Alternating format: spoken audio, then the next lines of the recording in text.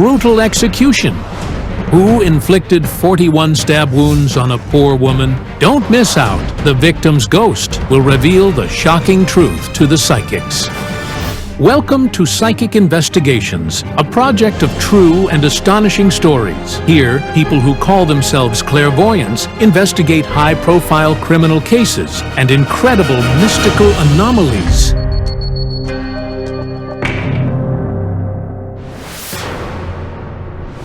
Antonina lost her entire family one by one. Her 16-year-old son died in a horrific accident. Her beloved husband suffered a fatal heart attack, and 5 years ago, her only daughter was brutally murdered. This is the house where the body of 24-year-old Olga was discovered with multiple stab wounds. 41 wounds. Who would do such a thing? Olga was only 24.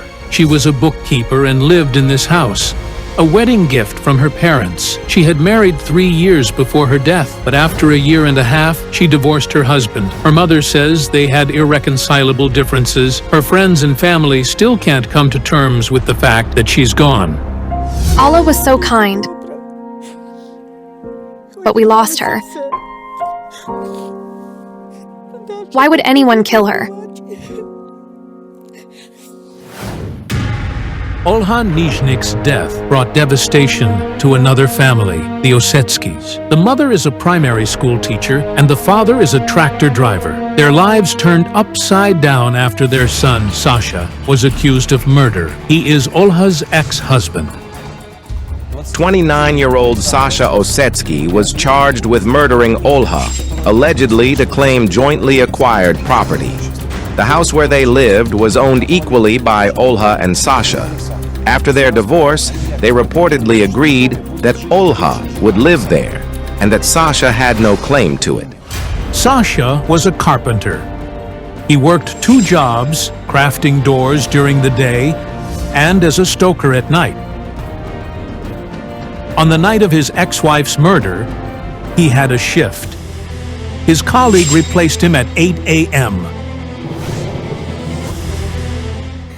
According to the official police version, Sasha Ossetsky left his post at around 11 p.m. and walked to Olga's, where he had a heated argument with her. During the quarrel, Sasha allegedly stabbed her 41 times. Sasha was sentenced to 13 years in a maximum security prison.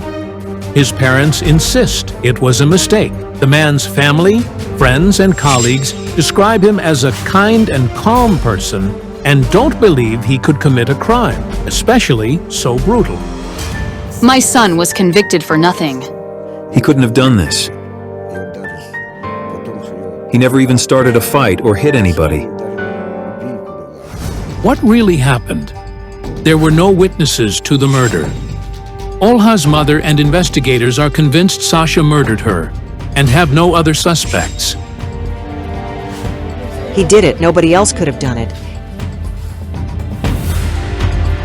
The village has divided into 2 hostile camps. Some insist Sasha is the murderer, while others believe he couldn't have done it. To uncover the truth, clairvoyant Yaroslava Fedorova and hereditary shaman Marina Homushku take on the case. Looking at Olga's photo, I see the image of a butterfly flying toward the light.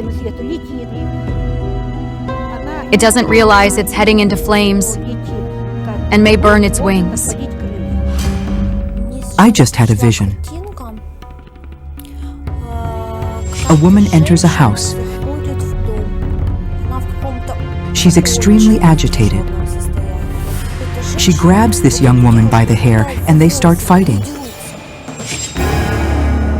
Then I saw a hand rise above the body. One stab, then another. Could the murderer be a woman? I don't understand yet. The psychics arrive in the village where the victim lived. Neither family could agree on who should meet with the psychics, as they refused to be in the same area together. So, they entrusted this mission to a mutual friend of Olga and Sasha, Volodymyr. I don't believe Sasha killed Olga. I just want to know who did it. Hello. Hello? This is where it happened, right? Yes, in this house. May we go inside? Yes, please. Let's go. I see her lie, right here. Her head was this way. She was lying on her back. Yes, this is exactly where Olha's body was discovered. The knife was about this wide. An old household tool.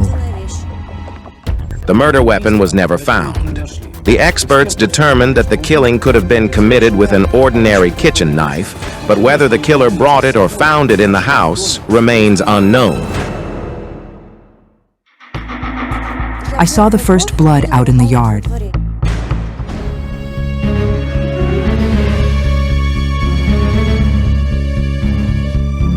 She was walking from the gate toward the house. The first stab happened right around here. She turned around, and the stabbing continued. Bloodstains in the yard indicate that the victim was outside before ending up in the house. And most of the stab wounds were inflicted at the entrance. It's also possible that the victim tried to escape toward the gate, but the attacker caught up with her, delivered more stabs, and then dragged her, likely lifeless, body inside, and shut the door. Could Sasha have done this, given that he was significantly smaller than his ex-wife? He wouldn't have overpowered her. He couldn't have done it. Yaroslava, I see bards. Someone's in jail for the murder. Sasha was found guilty of murdering Olha. He was taken into custody. I have a vision of her husband, her ex-husband, and her arguing violently in the house. She feels lonely. They had frequent scandals. Everyone who knew the couple says their marriage was full of arguments. Sasha worked long hours, while Olha was still studying. She needed her husband's attention, but didn't receive it. This caused tension. Eventually, unable to take it anymore, Sasha left. At the time of Olha's murder, she had been divorced from Sasha for more than a year and a half. They lived separately and barely saw each other. Sasha lived with his new girlfriend. The woman's name is Marina. She is 25 years old. She met Sasha a year after his divorce at a cafe. Within a few months, they started living together. I lived with him for 3 months. He never hurt me. When I was in the hospital, he visited me every day and called to ask how I was doing. Who is the older woman who is absolutely convinced that this man is the murderer? Olha's mother. Will you show us where Olha's mother lives? Antonina lives 12 kilometers away from her daughter's home.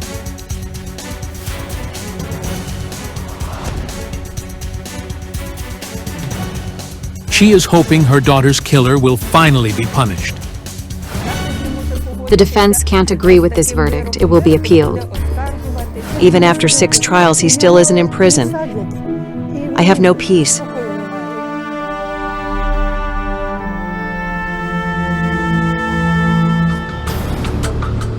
Please come in, take a seat.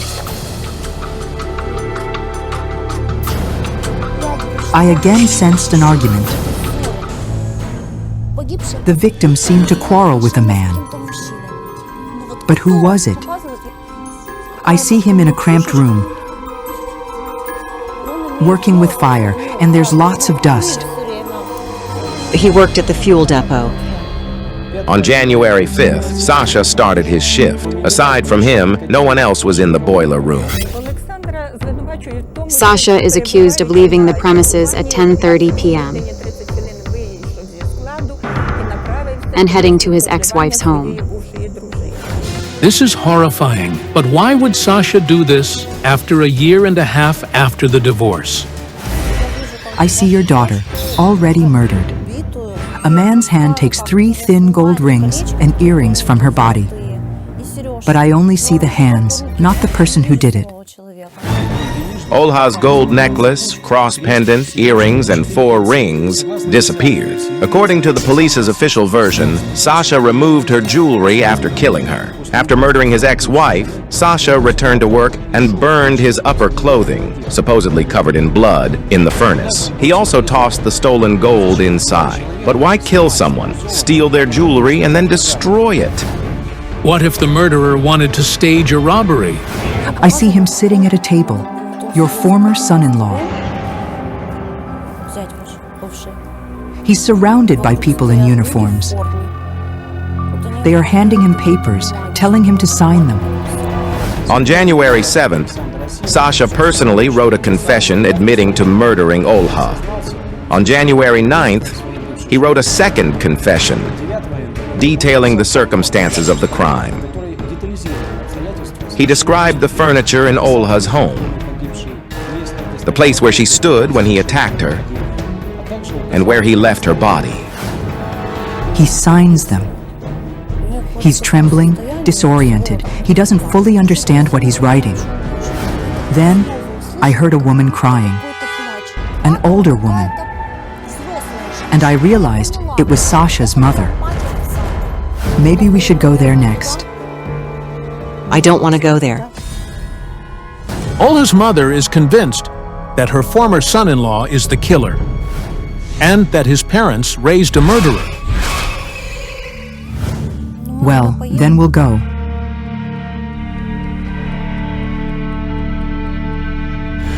By the time the psychics arrive at the home of the suspect's parents, it's already dark. Good evening. Please, come in.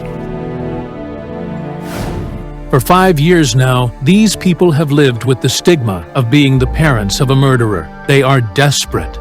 Could you hold the cards in your hands? Do you have any of his belongings? Here are his letters from jail.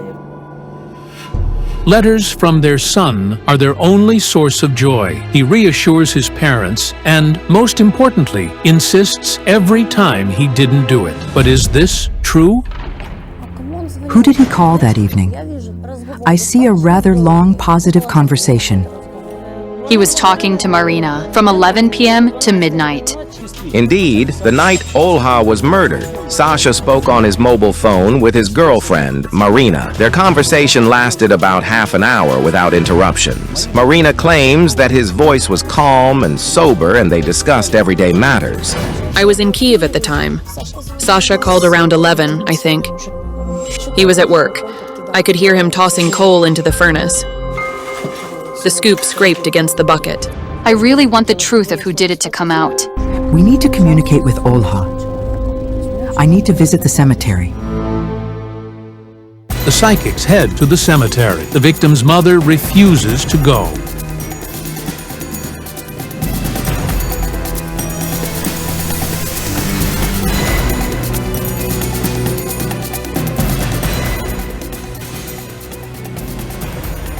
As soon as we approached Olha's grave, I saw her standing there in a white dress. She was crying. A man indeed visited her. He brought her something sweet.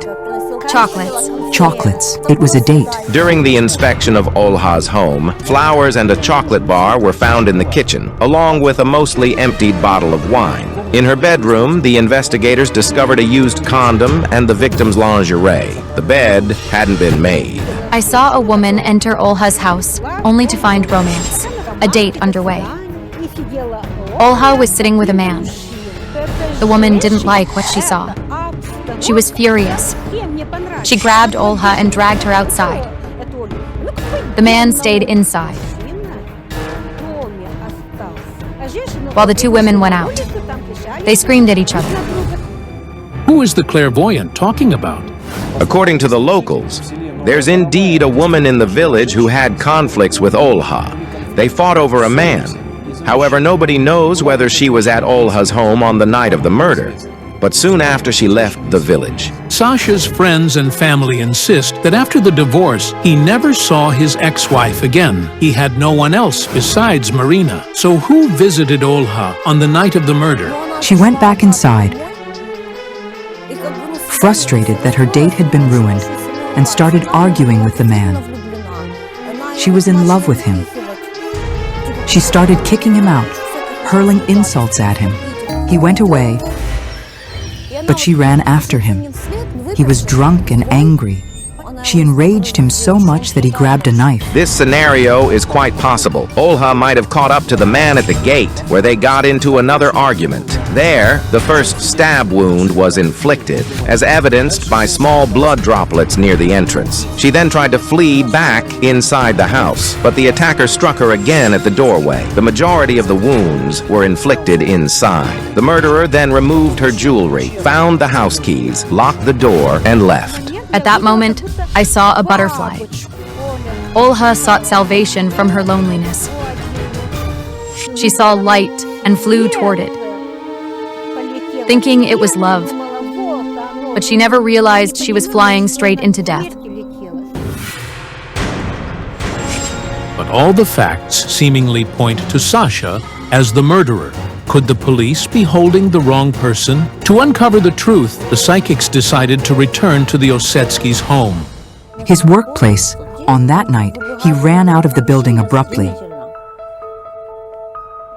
And he returned just as quickly. He walked to the far end of the premises to fetch coal. So he needed to ignite the fire, quickly grab the coal, and then return immediately. Yes, he added coal.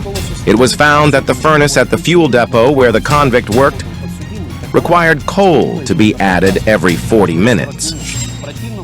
If it went out, it had to be completely cleared of ash and reignited, which would take over an hour. Could Sasha have returned after committing the murder, reignited the furnace, and then thrown in his clothes and Olha's stolen jewelry? The melting point of gold is 1,064 degrees Celsius, while the furnace Sasha worked with reached approximately 600 degrees. Gold jewelry wouldn't have melted in that furnace. The ashes were sifted immediately. There was no trace of burned clothing or jewelry. During an inspection of Sasha's workplace, the police detectives were unable to find any remains of burned coal, which should have been removed from the furnace on January 5th or 6th for its restart. Therefore, Sasha likely never left his post for more than 40 minutes. Could he have committed the murder within those 40 minutes? It was winter, January 5th, nighttime. The temperature was minus 28 degrees, and the roads were heavily covered in snow. The distance between Olha's home and Sasha's workplace is 1.6 kilometers. Under snowy winter conditions, it would take about 30 minutes to cover. To prevent the furnace from extinguishing, coal had to be added every 40 minutes. Since there were no traces of a restart, could Sasha have never left? Then why did he confess to the murder? I see someone yelling at him constantly. He's scared. They beat him severely. Our detective found a witness to Sasha's brutal assault by the police investigators. I was detained for 10 days. While I was in there, I saw them beating the man.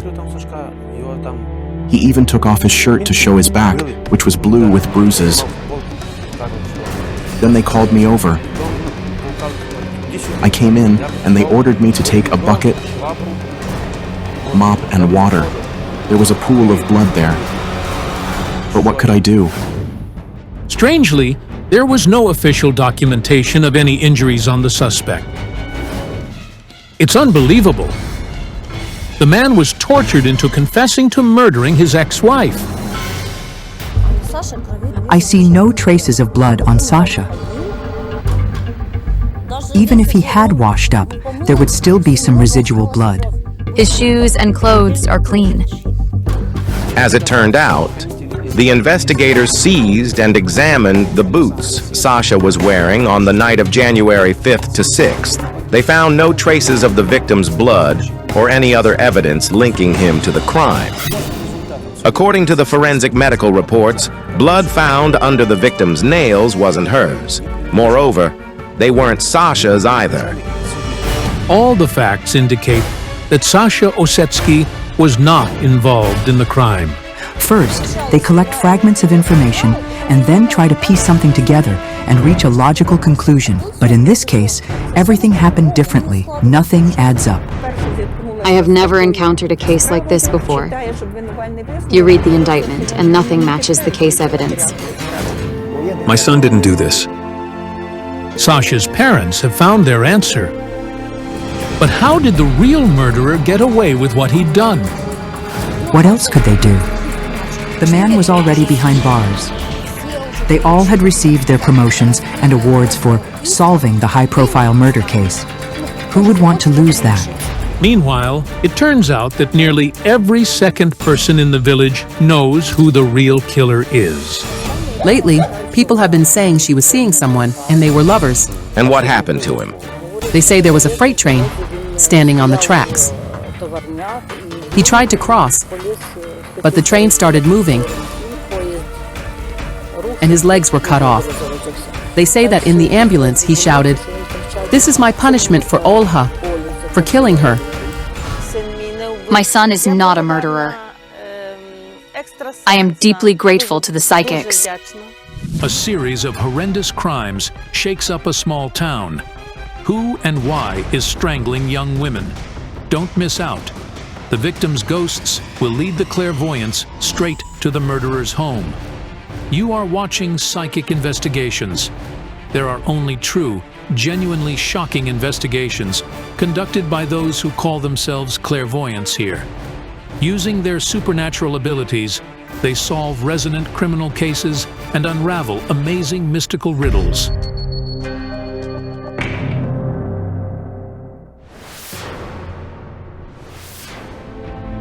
In this episode, the psychics embark on an investigation into the murder of Yulia Hlazunova, a young woman. Her 2-year-old son stayed an orphan after his mother was strangled in the downtown. A young woman's body was discovered in a schoolyard on the 18th of September. On the eve of the tragedy, Yulia told her common-law husband she was going to spend the night at her mother's, where the little Mikita was staying. However, Yulia never showed up at her mother's home. The young woman was found dead in a location that is not on the way to her parents' place. To Victoria, Yulia's mother, the news of her daughter's death was deeply shocking. I didn't scream. I felt no panic. I simply howled. I miss her so much. It's so hard. Yulia, like her mother, also married early. She married the young man she'd loved since school. But when she got pregnant, he tried to persuade her to have an abortion. Yulia refused and gave birth to her son, while her husband left the family. Now, the 2-year-old Mikita lives with Victoria and her husband, Kirilo. But who and why took his mom's life so brutally? The forensic examination revealed that Yulia Hlazunova was murdered at midnight. No traces of sexual assault were found on her body. The motive of the murderer remains unclear. The project's strongest experts, Kayal Alekbarov and Olena Kurilova, took on the case. I asked my djinns who'd murdered the woman and had a strange vision. A hand with a little turtle. Could it be a tattoo? A wedding ring with a turtle figure. And one more thing. The djinns told me, search for the number 5. Yesterday, I was working with the woman's photo when I heard her spirit's voice. It was not this woman's voice. She told me, "He whose fiery marks are on me leaves his traces on them." I asked my sacred book where we should search for the murderer. And the book told me, the woman with the double heart has the answer. But who could that woman be? And what does she have to do with the murder? And where do we find her? This is unbelievable. The picture suddenly falls off the wall. Is this the photo of the town we're in? Yes. Olena, this might be some kind of hint. Could it probably be where the murderer is hiding? Let me take a photo of it just in case.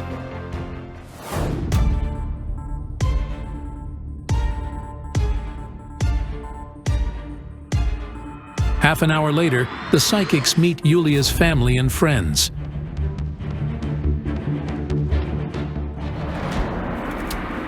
Good afternoon. My name is Victoria. This is my husband, Kirill. I would really like you to help find the killer who did this so that he could be punished.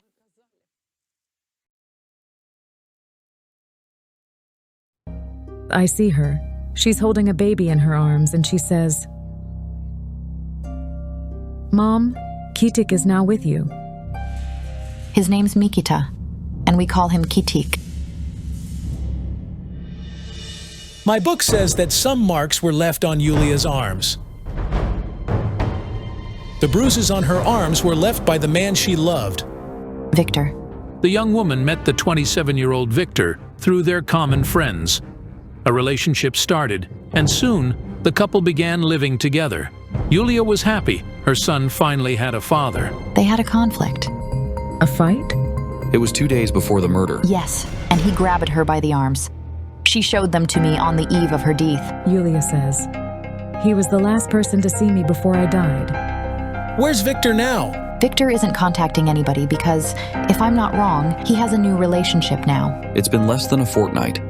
And a new relationship so soon? I need to see him to know if he has anything to do with your daughter's death. The psychics and the victim's parents go to the place where Yulia and Victor lived. Kayal Alekbarov suddenly stops. I feel the murderer was standing next to the entrance. The feeling is sharp. Come on. This is horrible. Did the man she loved really strangle Yulia? His apartment is in this section of the building. There's nobody in there. I see the apartment is empty. The psychics dial Victor, but can't reach him. To have at least some information, the clairvoyants tune in to the energy of Victor's home. The death energy isn't emanating from this apartment. I see that at the moment of Yulia's death, her man was having fun at a restaurant. At the moment of Yulia's death, he was at a cafe. There were a man and a woman sitting next to each other. His brother and his wife. That night, the security cameras caught Victor leaving the cafe. Yulia was already dead by then. Before it, Victor didn't go out of the cafe. Yulia's spirit says, had he gone with me, I'd be still alive. They were together at the cafe, but they quarreled, so she left alone. She said, "I'm going to Mom's. I'm going to pack my things."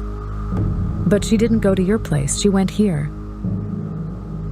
My jinns are telling me that a young woman has important information about your daughter. Yulia has a conversation. 2 female voices. She seems to be talking on the phone.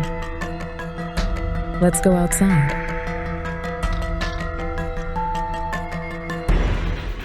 A young woman Yulia was talking to on her way here heard what the murderer said. She was talking on the phone to Marina, her friend. She told me, "Marina, somebody's following me." She was most probably at the building's front door. I heard a male voice in the distance. It said, "Open up."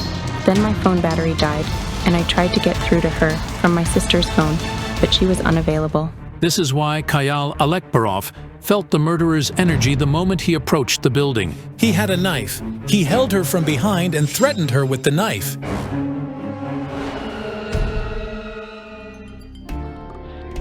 He's whispering to her, "If you scream, I'll slash you."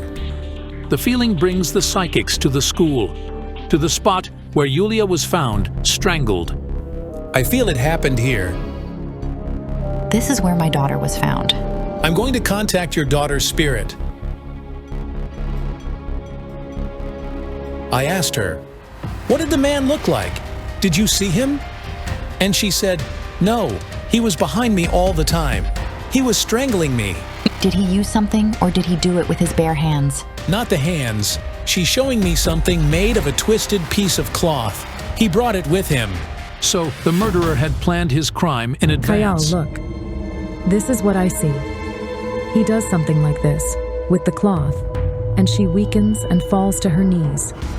Now, I see the murderer step on your daughter's throat with his foot in a black shoe. The smell. It stinks. His hands stink. It smells like cooking oil. Wait, Yulia is trying to tell me something. Yulia?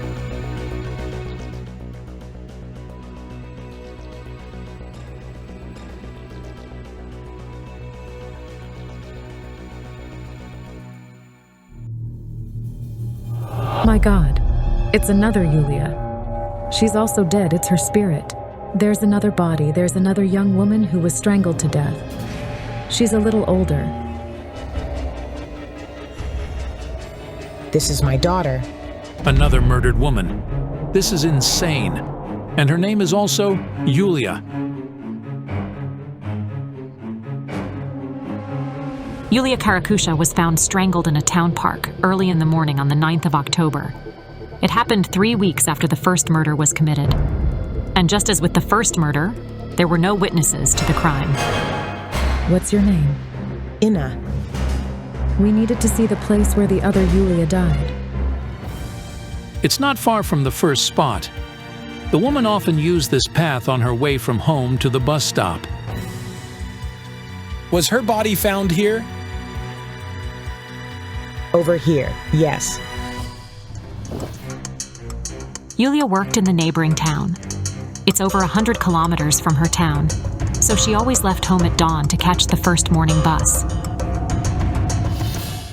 When Inna said goodbye to her daughter that morning, she didn't even think it was the last time she saw her alive.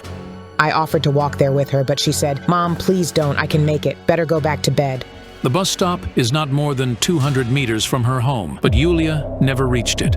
She's lying on this bench. Yulia. She's lying on her back. Yes. What was she covered with? A large navy blue towel.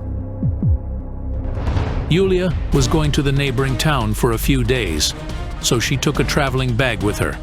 The murderer took the towel out of it and used it to cover the victim. She says, "Mom, you didn't recognize me at first." An hour and a half later, Yulia's mother was going to the market through the park when she saw an ambulance.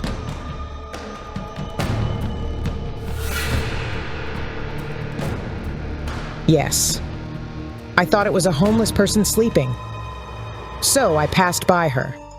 I asked them, "Has anyone died?" and the ambulance arrived to take them? But they told me, "No, there's a young woman there."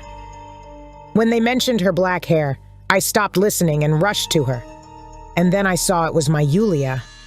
I pressed her to my chest, but her lips were blue already. The murderer laid the woman down carefully on the bench and put the bag under her head. Naturally, the passers-by wouldn't pay attention to a drunk lady sleeping. He's very calculating. And before somebody pays attention to her, he would be far away. I see the number 5. This is the time when her life ended. Yes. He put the loop around her throat from behind. And again, I see some twisted piece of cloth. My gins are telling me there was a footprint on your daughter's throat. He does it like this on her throat. Yes. There was the mark on her throat that looked like it was crushed with a shoe. Both women had the prints of a male shoe on their throats. I again feel the smell of the cooking oil. It's sunflower oil. Is this the same man? I feel the same energy of aggression and hatred as at the first sight of the murder. How do we find the murderer? Neither victim saw his face. I recall that in the morning, the photo of your town fell off the wall at the hotel.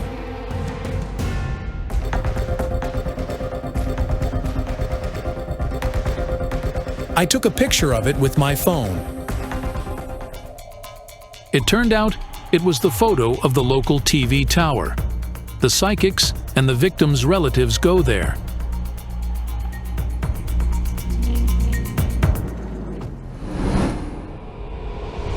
I feel the murderer was here many times. I see the 5 again. Could it be the number of a building? I feel negative energy emanating from it. 5. Here it is, the number 5.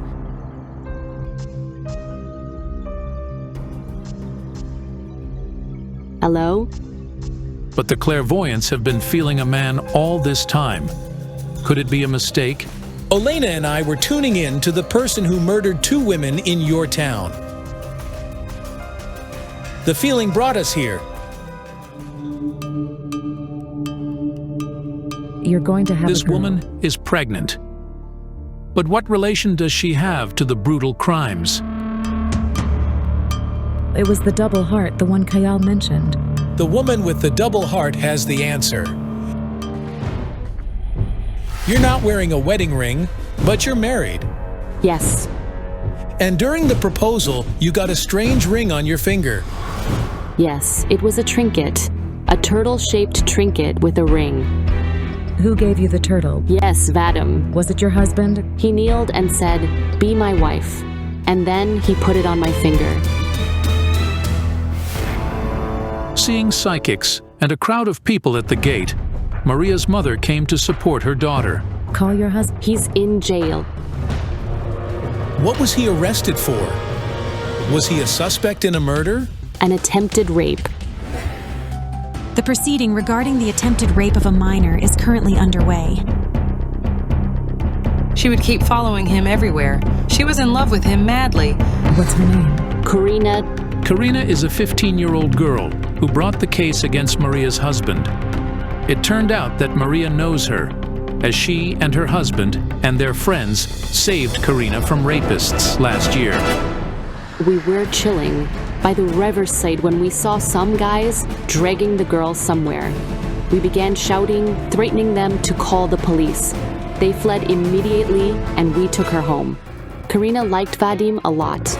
He's a good man and he's really good looking with those blue eyes. So she began bothering him. However, Karina told the police quite the opposite. She claimed he restrained her and threw her on a couch and tried to rape her. Karina claims she scared him with an electric shocker and ran away. Was your husband ever aggressive? No, he's a kind, loving, and caring husband. I see your husband in a cage, but it's a vision from the past, and it's somehow connected with another girl. Was he ever sentenced for murder? Yes. What a twist. Does this mean that Vadim has taken someone's life before? In 2007, Vadim was sentenced to 13 years in prison for the gruesome murder of an underage girl. She was raped and strangled. 10 years ago, Maria and Vadim were at a party with their friends. Among them was the 15-year-old Nadia. That evening, she was trying to kiss him and she hugged him. When I saw it, I had a quarrel with him. And the next morning, that girl's body was found. I saw how he murdered that girl. First, she flirted with him, but then she rejected him. And then Vadim got really furious.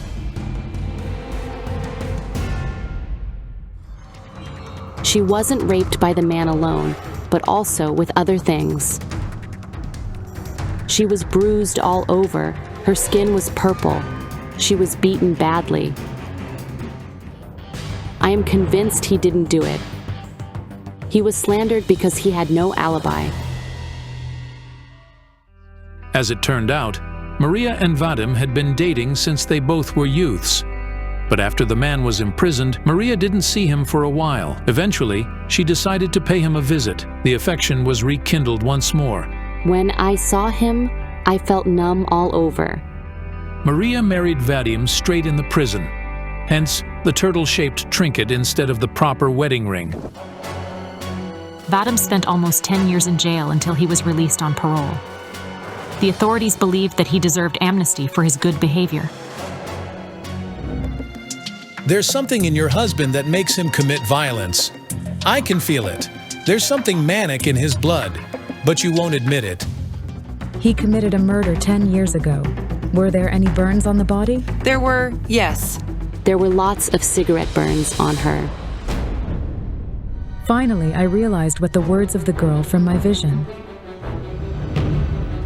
The marks on the strangled women's throats were left by the same man who'd left the burns on his first victim's skin. Where was your husband on the nights when the two women were murdered? He spent the first night at home, and the other night, he was at his mother's in the countryside. The murder was at about midnight. He could have come back home. It's quite possible that Vadim strangled Yulia Hlazunova at midnight and spent the rest of the night home. And the second murder was at 5 in the morning. Vadim's mother said he'd arrived in the morning of the 9th of October. It means he could have easily committed the murder at 5 and an hour later, be at hers, 20 kilometers away from the site. As a young man, Vadim raped and murdered a girl. 10 years later, he met Karina. She reminded him of his first victim. Just as that girl, she lured him and then rejected him. It was a trigger. It's a miracle Karina is still alive. I saw that man trying not only rape her, but also strangle her. I spoke to Karina at the police station. She told me he'd grabbed her by the throat twice. This is what she told me herself. But neither of the strangled women was raped. The murderer didn't assault both women to fulfill his desires. He didn't know them and wanted nothing but revenge. He strangled them because he felt fury. The psychics say that the murderer smelled sunflower oil. Vadim worked at an oil mill. So, this is why the psychics felt the smell. After the release from prison, Vadim worked at a factory that made cooking oil. We're done here and we shared our vision. Now the authorities have to prove his guilt. Thank you so much. Kayal, thank you kindly. After the psychic's investigation, I found that the law enforcers carried out a number of examinations. The DNA examination showed that both women were indeed strangled by Vadim. He fully admitted his guilt. Now the man is facing a sentence for 2 murders, and it's highly unlikely he'll be released under an amnesty this time. It means the cruel maniac will never take anyone else's life. If you're impressed by the story, don't forget to give this video a like and subscribe to our channel so you don't miss new shocking investigations by our psychics. A horrific murder of a schoolgirl on Children's Day. Don't miss out. The girl's ghost will expose everyone involved in her death. Welcome to Psychic Investigations, a channel of true and shocking stories. Here, people who call themselves clairvoyants investigate resonant criminal cases and unbelievable paranormal phenomena.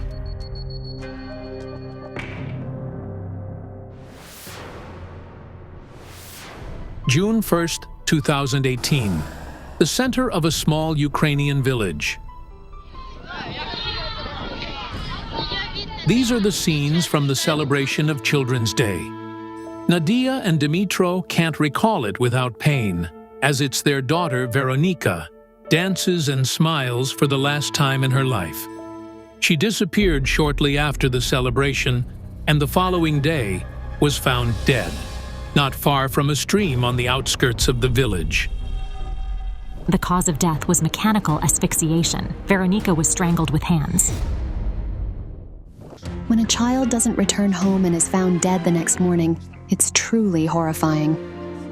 Veronika was our only child. I love her very much. It's incredibly hard without her. My beloved granddaughter. Veronika was my only joy. Now she's gone, I don't even know how to go on living. Veronika was a true star of the local dance ensemble, performing not only in her village, but all around Ukraine. She had various costumes and played different roles. She was so sociable. Everyone loved her. Her laughter was contagious. Everyone around would immediately start laughing. She was so cheerful. The parents still can't bring themselves to remove even the smallest trinkets from Veronika's room. She collected seashells and different beautiful stones. It's so hard sometimes that I immediately go out. Everything reminds me that my daughter used to live here. The horrific murder of the schoolgirl in a small, quiet village, moreover, on Children's Day, shocked everyone deeply. It's a small village where everyone knows one another. Nothing interesting ever happens here. Veronica's mother recalls the last day of her daughter's life. After the celebration, there was a disco, and Veronica asked her mother for permission to stay and dance. Nadia still blames herself for letting Veronica stay. I allowed her to stay by 11. We agreed that she'd come home on time. However, when Veronica didn't return at the appointed time, her mother got alarmed. I dialed her. Her phone was off. I felt panic and fear. I started calling her friends who might have been at the disco. I even went to her classmates myself, asking if they had seen or heard anything. The search for the 7th grader took almost 24 hours. The parents tried to find anyone who might possibly know where their daughter had gone or seen her. Aunt Nadia, her mom, approached me and asked, "Have you seen Veronica?" On June 1st, Lydia, Veronica's friend, was also at the disco. However, she says she didn't see when or where Veronica had disappeared. None of Veronica's friends could say where she had gone. I called our local police officer, and he told me to urgently call the police from the town. I hoped they would find something, and everything would be okay. However, on the evening of the following day, a call from the investigator shattered that hope. We were taken to the morgue for identification. As we entered, her face was covered. She was completely covered, and just her red hair remained visible. We almost fainted. According to the forensic examination, the girl died before 3 a.m. on June 2nd. According to her parents, Veronica's body was all bruised badly. She was beaten all over. What kind of monsters could do this to a child? What shocked the parents even more was that their daughter was found partially undressed. Her top was pulled up. A tracksuit jacket was thrown over her. Her leggings and panties were pulled down to her ankles, and her shoes were scattered in different directions. I can never unsee it. Veronica's parents feared she had been sexually assaulted. However, the investigators dismissed these assumptions. The investigators assert that she wasn't raped. According to them, there were no signs of sexual violence on Veronica's body. Panic swept through the village. Who could be so cruel as to kill a 7th grader like this? Yet, just a day after the horrific crime, the investigator in charge informed the parents that they had detained the attacker. He said the suspect was in custody, confessing to everything. He assured me he wouldn't escape anywhere. But when Veronica's family learned who the suspect was, they were simply shocked. When they arrived at the police station, they saw a frightened 8th grader named Danilo. He was small and only a year older than Veronica. Such a little skinny kid. He would never overpower Veronica. She was strong, athletic, and she did wrestling. She outperformed everyone at the training sessions. According to the investigators that evening, Danilo escorted Veronica home from the disco. Along the way, an argument erupted, during which the boy inflicted severe bodily injuries on the victim and then strangled her. Veronica's family has many questions. How could this boy strangle her? Why didn't she defend herself? And how did she end up in the company of the 8th grader with whom, according to her parents, she had never even communicated? Veronica never crossed paths with him in her life. Just like Veronica's parents, Danilo's mother, Lyudmila, doesn't believe the official version. They weren't friends or even acquaintances. Our expert tried to get at least a comment regarding this case from the local police. I'm calling you regarding the murder of Veronica Stanko. Could you provide a comment on this case, please? No. The case is currently in court. Through my channels within the police force, I managed to obtain a video recording of the suspect's interrogation, where he describes what happened. I punched her, Veronica. Then I panicked, got scared, and ran home. Oddly enough, but during the interrogation, Danilo didn't even mention undressing Veronica. Moreover, I didn't hear any questions from the investigators about that either. The locals suspect that the schoolboy was mistakenly arrested because he was the only one among the visitors of the disco who had previous problems with the police. I know that he stole a scooter once, but to kill someone, he's not capable of that. The villagers believe that the police are simply trying to pin Veronica's murder on the teenager. Meanwhile, the real culprit remains free.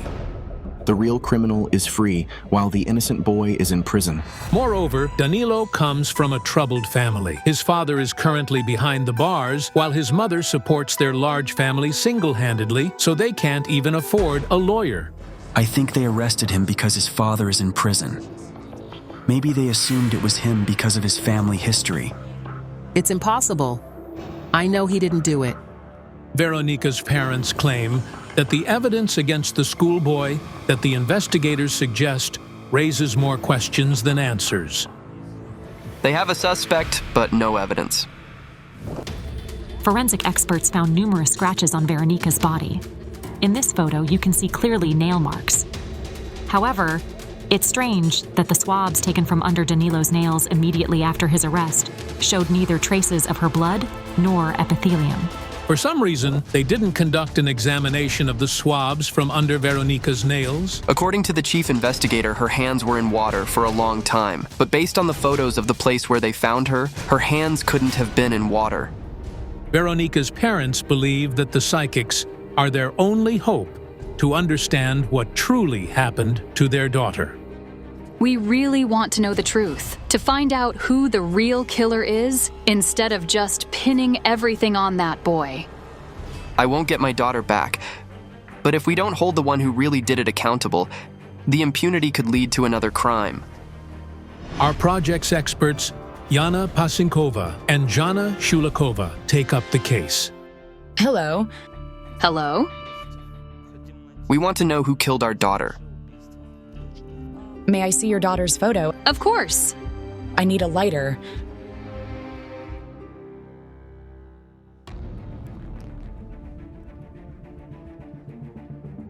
I sensed that Veronica was an extraordinary child. She had special kind of energy, as if she wasn't meant to be born at all. Due to elevated male hormones, I can't get pregnant. I can't have children. Nadia says she always dreamed of having a daughter. But after marriage, she struggled to conceive. It was a miracle that I got pregnant at all. After that, I couldn't conceive, carry, or give birth. This child was like a gift from fate. I couldn't fathom why the girl whose birth was such a miracle was taken away from this family so cruelly. I need to see your daughter's room, and I need something of her belongings. Yes, sure.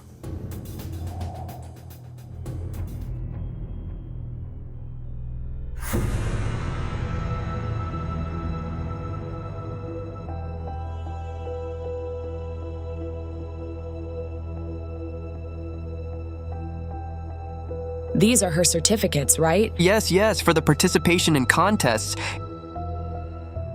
Dance wasn't just a hobby for her, it was her life. I heard Veronica's voice. She said, "My friend knows my secrets. You'll see her at the gate. Let's go outside." Among the locals, I hoped to find the friend who might know the secret related to Veronica's murder, but instead, I saw the spirit of a deceased girl who was holding Veronica's hand. She was her very close friend. But now both of them are gone. She lost her friend shortly before her death. Yes, our neighbor Maria. It turns out that Veronica and her friend Maria were members of the same ensemble. I feel the same pain as yours. It's a mother's pain. Come over here. This woman's name is Olena. She lives nearby. A few years ago, she tragically lost her daughter, Maria. People still remember the tragedy that occurred at the public beach.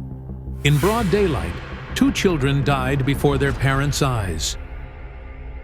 My husband was riding a raft with her and another girl, but the sluices on the river suddenly opened, and the current carried them away to the other side of the river. Olena's husband tried to pull both girls to the shore, but the current was too strong. Maria died from cardiac arrest, and her friend drowned. My God. We detected Maria's spirit for a specific reason. Veronica perceives Maria's death as a great injustice from the world. To her, it was like losing a part of her. You see? Yes. Veronica's parents still remember their daughter visit her best friend's grave and sit there for hours every day after school. Veronica quit the ensemble because everything there reminded her of her deceased friend. After Maria's death, she simply took down the poster of that ensemble that hung on the wall in her room, saying she didn't want to see it. And she just couldn't be there. They perceive each other as family, like sisters. Your daughter knew absolutely everything about Veronica. She knew all her secrets. I feel this secret was related to love and some man. I see a small room with fair walls. You both are in there. Your daughter is still alive, and she's with you. You argue. Dimitro, you're pushing something. Stop. I hear a word, pedophile. Are you saying that there was a sexual relationship between the father and daughter? I shouted at her. It turned out that Veronica started communicating with an 18-year-old youth named Yaroslav. Her father believed that the friendship between the 7th grader and the almost adult young man wouldn't end up well. I shouted at him and called him a pedophile. I told him not to come near her. I thought maybe the secret of the murder was connected to him. We needed to understand who Yaroslav really was. Veronica's family say that Yaroslav also lives in their village. At first, her mother and grandmother were concerned about Veronica's friendship with someone much older than her. However, after getting to know Yaroslav better, they felt reassured. He's an ordinary boy. He's cheerful and interesting. They mostly walked along the street by the pond. Once, she came home with a rose. We asked her where the rose was from, and she said it was from him. Nadia says that at some point, the relationship between Veronica and her father turned into constant arguments. Veronica reacted dramatically to every comment he made. Dad became her worst enemy. I had conflicts with my wife and daughter about it. I didn't allow it.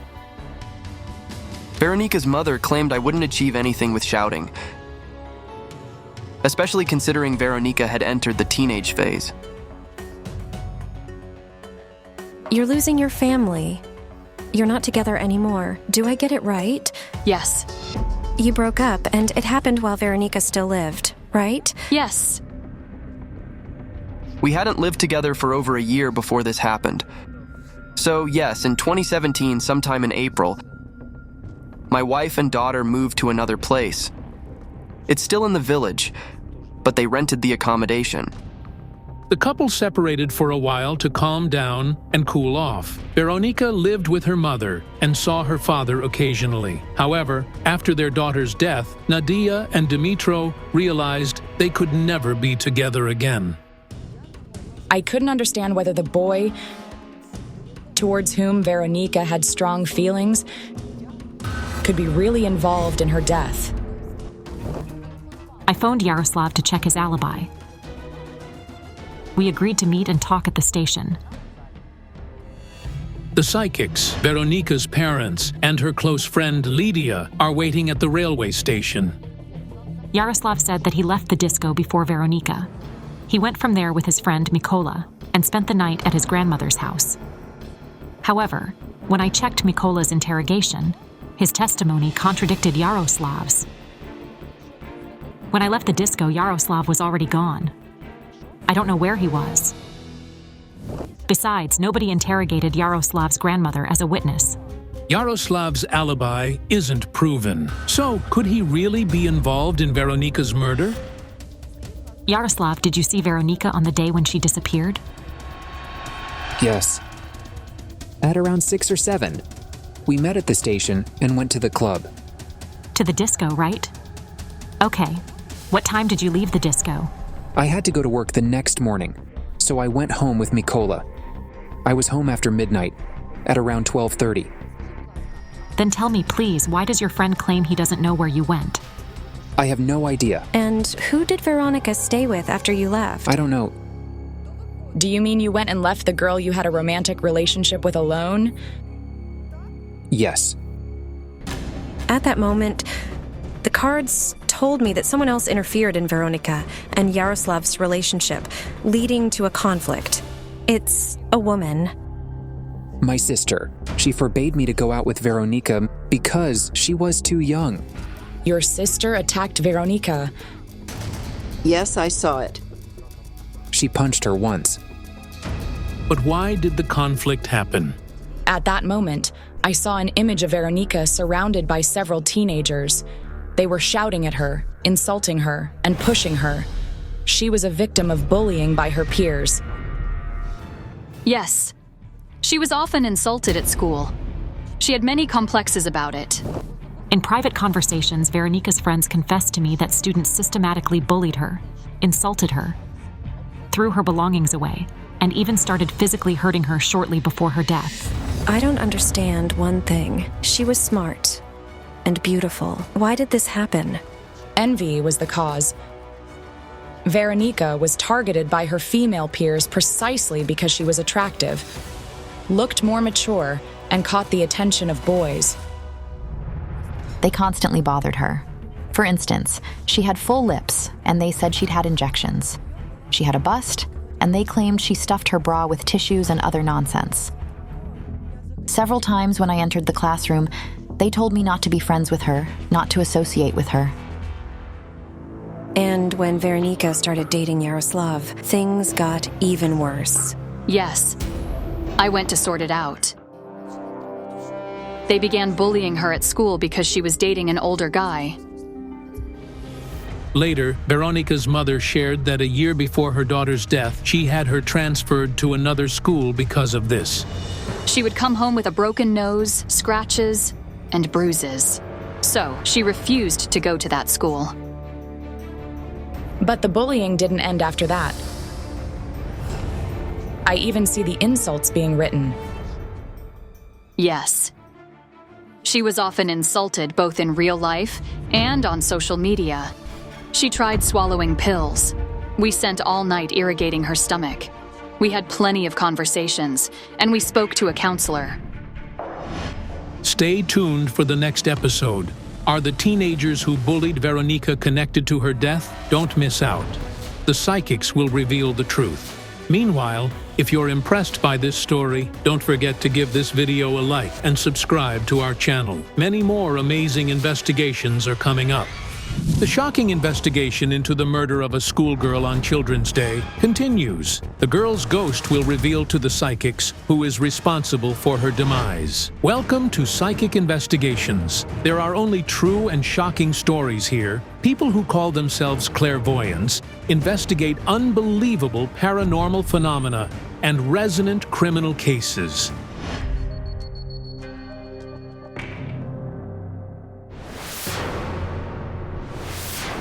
The psychics continue to investigate the murder of a 13-year-old schoolgirl on Children's Day. The 7th grader went to a disco and never returned home.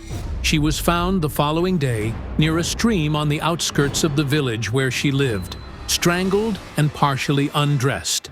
The investigators claim she wasn't raped. And they assured the parents that they had found the murderer. Such a little skinny kid. He would never overpower Veronica, never. The suspect is a local schoolboy named Danilo. He's 14. According to his parents, he never interacted with Veronica, and he even goes to a different school. The locals don't believe he could be involved in the murder. The people think the police are simply trying to pin the crime on the boy, who comes from a poor and troubled family. His father is in prison. Maybe they assumed it was him because of his family history. We'd really like to know who the real killer is.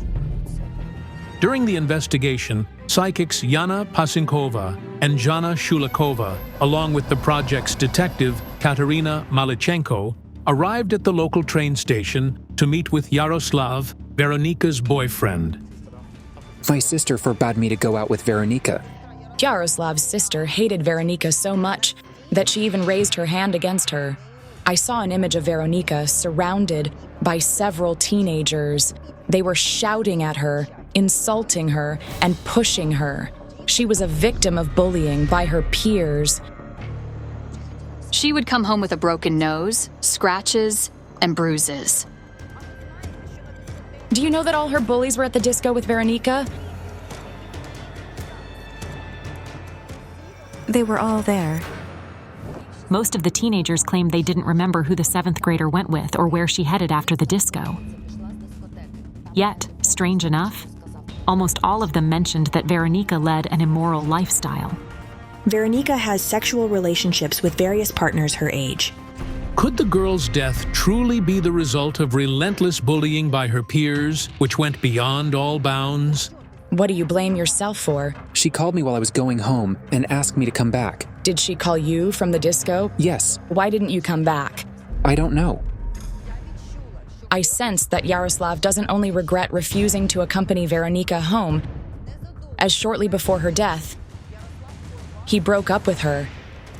But who would want to kill the 7th grader? And how did Veronica end up on the outskirts of the village? As far as I get it, the place where the disco was is somewhere nearby. Yes. How far is it from there to the spot where your daughter's body was found? Up to 2 kilometers approximately. Veronica's parents still can't fathom how their daughter ended up near the stream at the other end of the village. After the disco, she was supposed to head home, which is in the opposite direction. I sense she willingly went to the outskirts of the village from the disco. And she wasn't afraid because she was with someone she considered a close friend. According to the interrogated teenagers who were at the disco, they saw Danilo among the attendees and claimed he went with Veronica after the disco. But according to her parents, Veronica and Danilo weren't friends, and they didn't even communicate. I see Veronica. She's walking alongside another girl her age. Yes. According to the witnesses, she was supposed to accompany Tanya, her classmate, home. And this Tanya lives very close to where it happened. It's incredible. Does this mean that Veronica went to the other side of the village, where she was later found dead, to accompany her friend? Could Tanya be the last person to see Veronica alive then? The cards told me that the secret of Veronica's murder lies in the place of her death. The psychics and Veronica's family and friends head to the outskirts of the village, where her body was found. Concerned locals join them. On their way there, the clairvoyants call Veronica's friend Tanya and her mother. Were you at the disco on the night of Veronica's death? No. Mom didn't allow me to go, so I stayed home. But they're witnesses who saw you. Who? I saw her. She entered the disco with Veronica. I saw her. She never goes anywhere without me. She was home with me. Do you mean you testified that she wasn't there? It was apparent we wouldn't get the truth from Tanya and her mother. I decided to tune in to the spot where Veronica's body was found. Tanya and her mother stay behind, closely observing the clairvoyant's work from amidst the crowd. I see her right here, lying face down. Her neck twisted and her arms spread out like this. This is the place where she was found. Yes. She was lying face down on the stone.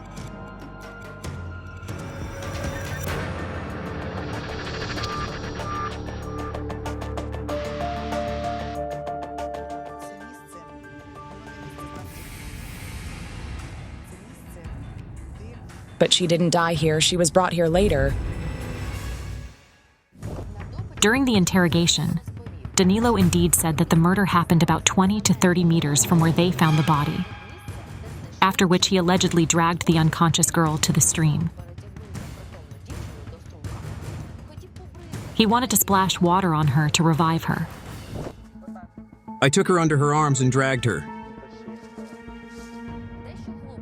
However, what he demonstrates at the reenactment doesn't match the results of the forensic examination. If he had dragged her like that, there would have been signs of dragging on her heels, which weren't there. Is he intentionally misleading the investigation to confuse the detectives? Or does he really not know what actually happened and is acting under pressure from the police officers? Lyudmila, Danilo's mother, has also come to the site of Veronica's death. When she heard that the clairvoyants were heading there, she hurried after them. Lyudmila is convinced her son is innocent, and he was simply forced to confess to the crime he didn't commit. Someone is threatening him, but I can't figure out who. I see shadows. There were 2 people here. The murderer wasn't alone. Was it a group murder? 2 people brought Veronika here. But who were they? If Danilo isn't acting under pressure from the police and intentionally misleading the investigation, he could very well be one of the 2 people who carried the body. But who is the other person? I decided to tune in to the moment of Veronika's death and saw Danilo with another young man. But who is he? And how did Veronika end up with him and Danilo that night if, according to the witnesses, she was supposed to accompany her friend home? I had a vision of Veronika and her friend approaching a house. Strangely, Danilo was following behind. The girls said their goodbyes, and Veronika walked back with Danilo. The cards told me there was secret correspondence and love confessions. Veronika actually spoke to Danilo. I consulted IT specialists to access Veronika's online profile, and I found her and Danilo's chat, in which he confessed his love. "I want to date you. I love you." And Veronika's replied, "I don't even like you." So, perhaps Danilo followed Veronika from the disco because he wanted her attention. He's not the murderer. His hand didn't commit the murder. But he's an accomplice, and he's covering up the real criminal. I also told them he was covering someone up. But who is that person? And why won't Danilo reveal his identity? He's intimidated by someone who's not involved in the murder. It could be someone from the police. As a rule, investigating a group murder of a child involves higher-level scrutiny. Meanwhile, accidental killings due to arguments are simpler to close. Perhaps the investigators wanted to avoid unnecessary complications. What is that supposed to mean? If 2 people were involved in the murder, there should be evidence pointing to the second attacker. But where is it? In such cases, investigators often eliminate any details that might lead to the second suspect, to erase the traces. Maybe that's why there's no other evidence in the case. But who is Danilo trying to protect? And why did that person kill Veronika? What was the motive behind this crime? I feel both ashamed and horrified to say this, but Veronika was indeed raped. Hush, hush. The detectives found a condom with a small amount of semen near Veronika's body. However, it's impossible to determine whether it was used during sexual activity with her, as there are no conclusive findings in the case files. It's unimaginable. A schoolgirl was killed, and instead of investigating, the police are covering up the evidence. What is that supposed to mean? Who raped and murdered the underage beauty? I see horrifying images. I see someone turning savage, tearing her clothes as if he's trying to tear her body apart. There are indeed scratches resembling nail marks on Veronika's body. However, no biological traces from Veronika were found under Danilo's nails. Does it mean someone else did this? I sense that Veronika resisted fiercely during the attack and the assailant strangled her. So she fainted. We can find the murderer through the Black Mirror.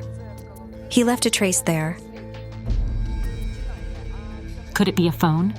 After all, Veronika had her phone with her. As it turned out, Veronika's phone was found not far from the suspect's home. Danilo revealed its location during the interrogation. Is this where you hid the phone? Yes.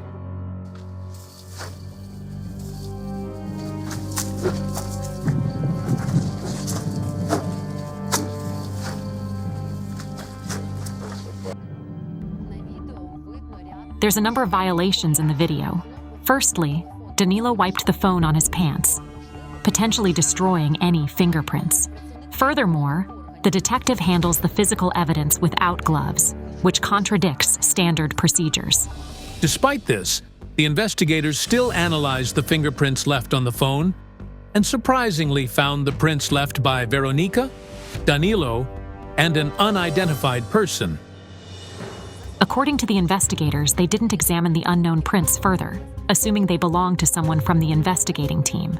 I'm speechless. Probably it would be possible to find the murderer's prints on the phone unless the detectives had made a series of critical mistakes.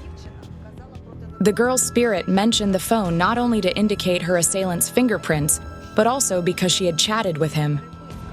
Veronica received messages from her murderer, and it wasn't Danilo. Wait, I have access to Veronica's page. Let's check it. The cards told me the real murderer is in a relationship with someone, and he's possibly married. Yet, he aggressively sought Veronica's attention. I accessed Veronica's page and found a chat with a user with a strange nickname, Czar. Shortly before Veronica's death, this person invited her for an evening walk. Yaroslav, look, you might know these people. Who are they? Hi, would you like to go out tonight? Hi, have we met? Yes, this is Volodymyr, Tanya's brother. Did Veronica reply? On the same day, Veronica replied, I'll tell Alisa, and he texted back, I just wanted to buy something to treat you. It turns out that Volodymyr, Tanya's brother, asked Veronica out. And the witnesses say that Veronica followed Tanya home on the night of her death. Volodymyr lives with his parents, his wife Alisa and their toddler Antonina, not far from the place where Veronica's body was found. Is Alisa really Volodymyr's wife? Did Veronica threaten the man to tell her that he'd been asking her out? Oksana, Tanya, can we talk? Please come over. Do you understand what happened? A chat. Between your son and a 13-year-old girl. Alisa knew about it. She saw it too. Volodymyr said she'd declined and refused to go with him. I was shocked. Volodymyr has a wife and a child, yet he invited an underage schoolgirl, his sister's friend, for a date. Can you possibly comment on that? How would I know? Am I supposed to check what they do online? Wait, where was your son on the night of Veronica's murder? He was at the disco. What time did he come back home? At around 3 or maybe 4. What time did the girl die? Between 1 and 2 a.m. Perhaps Veronica met Volodymyr after seeing off her friend and returning with Danilo? After all, the man lives in the same house as his mother and sister. If he returned home in the early morning, theoretically, he had enough time to commit the crime. Moreover, he could have gone unnoticed since it was nighttime. But who knows at what time Volodymyr left the disco? Do you happen to know who he was with? Yes, he went there with Dennis. I found Volodymyr's interrogation file among the case materials. He told the investigator that he was indeed at the disco with his friend Dennis. However, it turned out that his friend had poor recollection of the events due to heavy alcohol intoxication. It's strange, but the detectives didn't further verify Volodymyr's alibi, and it can't be confirmed by his friend, who literally blacked out that night. Where is Volodymyr now? He left. It turned out that after the girl's death, he and his family moved to a neighboring village where his wife comes from. We needed to talk to this man at all costs, so we agreed to pay him a visit the following day. The next morning, Katerina Malichenko and Veronica's parents go to see the lawyer to pass on everything that the psychics sensed. Meanwhile, the clairvoyants head to talk to Volodymyr.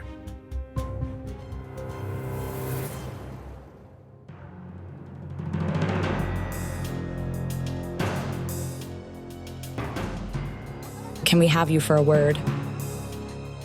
Are you Volodymyr? Yes, And I'm Alisa, his wife. Did you know Veronica? I did. She was your sister's friend, right? Yes. What was your attitude to her? It was normal. She used to come to my place, and they played. Everything was fine, and I didn't mind. It's odd, but during the interrogation with the investigator, Volodymyr gave different testimony. Veronika always wore bright, provocative clothes, drank alcohol, smoked, and led an immoral lifestyle. I had no relationship with her, and I didn't allow my sister to associate with her. Did you find Veronika attractive as a woman? No, I'm not interested in underage girls. I just know the consequences. Then, if you weren't interested in Veronika, why did you text her to ask her out? I simply texted her. Did you see her on June Fern? I did, at the disco. Did you see her somewhere else? No, I told you I didn't see her, period. Yet again, it turns out Volodymyr is not telling the truth. I managed to obtain footage from the surveillance cameras of a store not far from the disco. Here it is. 9:46 p.m. Volodymyr meets with Veronika and Yaroslav. They talk and then enter the store. Well, okay, I met her.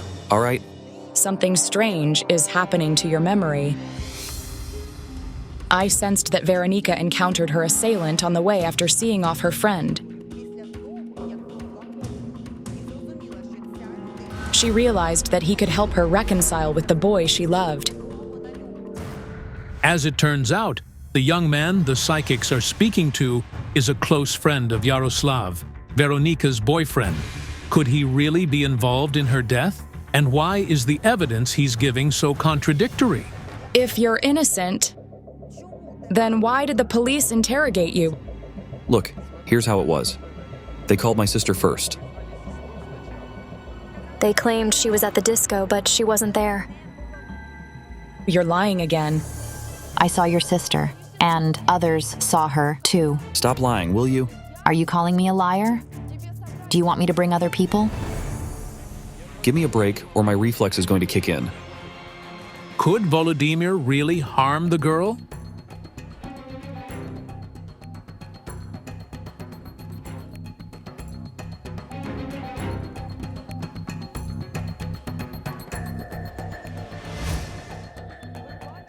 Did you see Veronika after midnight that night?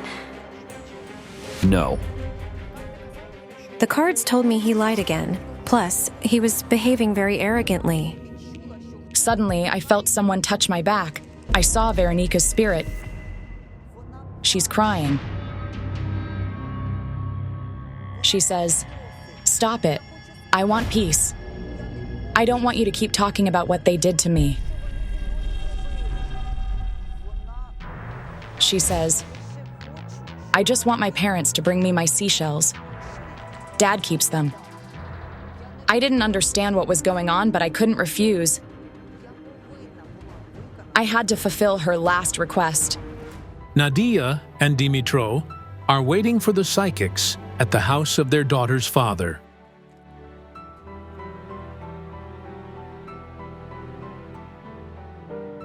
We went to the seaside every summer, and she loved collecting seashells. This year, I went to the same place where we last vacationed with her. I picked up those shells, crying bitterly. I was sobbing. It was heartbreaking to see Veronika's parents. Please be strong. Take these seashells to Veronika's grave. She's waiting for you there. Yes. All right. We hope that thanks to the psychics, the police will reopen the investigation and hold all those involved in the murder accountable. If you're impressed by the story, don't forget to give this video a like and subscribe to our channel. Many more impressive investigations are coming up.